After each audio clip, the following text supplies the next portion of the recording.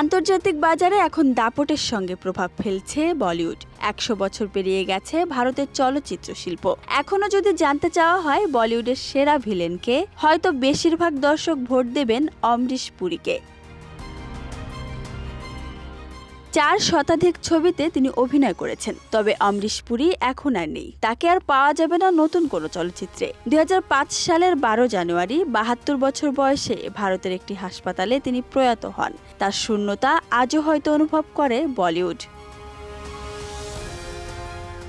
১৯৩২ সালের ২২ জুন ভারতের তৎকালীন পাঞ্জাবের জলন্ধর জেলার তেহসিল গ্রামে জন্ম হয় এই কিংবদন্তির। পরিবারের শিল্পের ছোঁয়া ছিল আগে থেকেই। বড় দুই ভাই চমন পুরী ও মদন পুরী ছিলেন তখনকার জনপ্রিয় অভিনেতা। অমরিশও তাদের পথেই হাঁটলেন। হিমাচল প্রদেশের BM কলেজ থেকে পড়াশোনা শেষ করে তিনি মুম্বাই চলে আসেন নায়ক হওয়ার স্বপ্ন নিয়ে।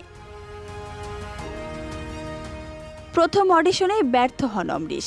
জীবনের বাস্তবতা তাকে ঠেলে দেয় এক ইন্স্যুরেন্স কোম্পানির চাকরিতে। তবু অভিনয়ের নেশা তাকে ছাড়েনি। পৃথ্বী থিয়েটারে যোগদান কর্মী হিসেবে, আর সেখানেই তার যাত্রা শুরু হয় মঞ্চ নাটকের জগতে। বিখ্যাত নাট্যকার সত্যদেব দুবের নাটকে অভিনয় করে জনপ্রিয়তা পান তিনি। ১৯৭৯ সালে পান সঙ্গীত নাটক একাডেমি অ্যাওয়ার্ড, আর এভাবেই মঞ্চের আলো তাকে টেনে নেয় রূপালী পর্দায়।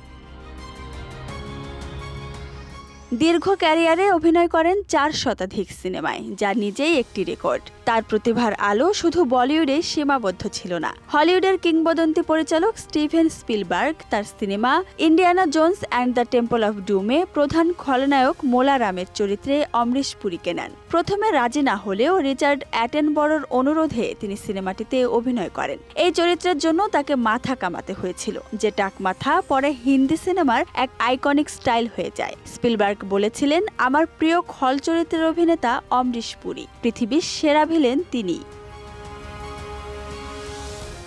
অমরিশ পুরী রিচার্ড অ্যাটেনবরোর গান্ধী সিনেমাতেও গুরুত্বপূর্ণ চরিত্রে ছিলেন। ১৯৮৭ সালে শেখর কাপুরের মিস্টার ইন্ডিয়া সিনেমায় মোগাম্বো চরিত্রটি তাকে পৌঁছে দেয় খলনায়কতার চূড়ায়। মোগাম্বো খুশ হয়ে, এই সংলাপটি আজও হিন্দি সিনেমার ইতিহাসে অন্যতম জনপ্রিয় সংলাপ। ১৯৯৫ সালের দিলওয়ালে দুলহানিয়া লে যায়েঙ্গে ছবিতে বলদেব সিং চৌধুরী চরিত্রে তিনি ছিলেন এক ভারতীয় বাবার প্রতীক। সিনেমার শেষে তার সংলাপ যা সিমরান যা হয়ে ওঠে আবেগের এক নাম।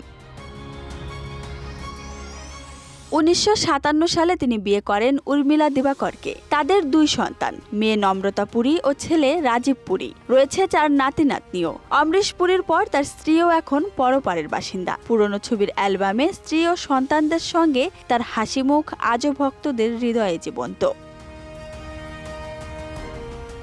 অমরিশ পুরীর ছেলে রাজীব পুরী একটি বড় প্রযুক্তি সংস্থায় কাজ করেন এবং নম্রতা একজন কস্টিউম ডিজাইনার। অমরিশ পুরীর নাতি বর্ধন পুরীও একজন অভিনেতা। বর্ধন পুরী তার দাদুর পথ অনুসরণ করে অভিনয়ের জগতে প্রবেশ করেন। তিনি সহকারী পরিচালক হিসেবে কাজ শুরু করেন এবং পরবর্তীতে অভিনেতা হিসেবে আত্মপ্রকাশ করেন। তার অভিনীত প্রথম চলচ্চিত্র ২০১৯ সালে মুক্তি পায়। তবে দাদুর মতো অত খ্যাতি অর্জন করতে না পারলেও চেষ্টা করে চলেছেন প্রতিনিয়ত।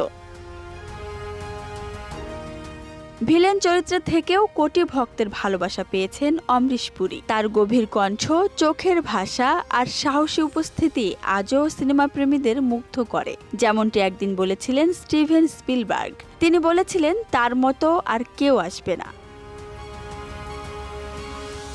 Desk report, Dhaka express.